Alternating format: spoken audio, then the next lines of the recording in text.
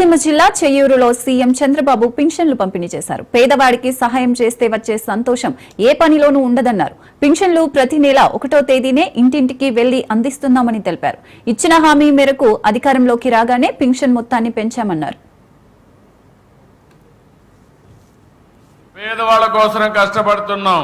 ఈ పేదవాళ్ళకి గవర్నమెంట్ ఇచ్చే పింఛన్లు ఇస్తానే ఉంటాం. అవసరమైతే భగవంతుడు కనికరిస్తే పెంచుతాం. ఇంత మునుపు ఒక నెల గాని ఎవరైనా వచ్చి తీసుకోకపోతే వాళ్ళకి పింఛన్ ఇచ్చేవాళ్ళు కాదు, ఎగ్గొట్టేవాళ్ళు. ఎక్కడుంటే అక్కడ పింఛన్ ఇవ్వడం. ఒక నెల తీసుకోకపోతే 2వ నెల 3 నెలలు, ఆ మరిగా 3 నెలల వరకు పింఛన్లు ఇచ్చే కార్యక్రమానికి శ్రీకారం చుట్టాం. ఎవరైనా ఆడబిడ్డలు చనిపోతే ఆటోమేటిక్ గా భార్యకు పింఛన్ ఇచ్చే విధానానికి శ్రీకారం చుట్టాను.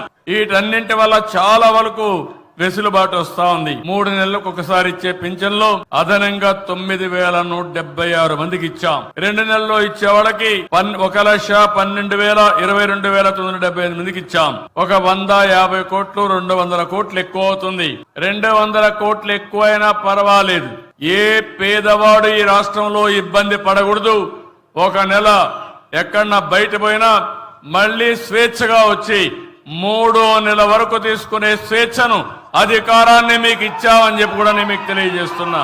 ఎందుకంటే ధనిక రాష్ట్రాలున్నాయి, ఆదాయాలు ఎక్కువ వస్తున్నాయి, కానీ వాళ్ళందరికంటే మనమే ఎక్కువ పింఛన్లు ఇస్తున్నాం. నెంబర్ ఎక్కువ ఇస్తున్నాం.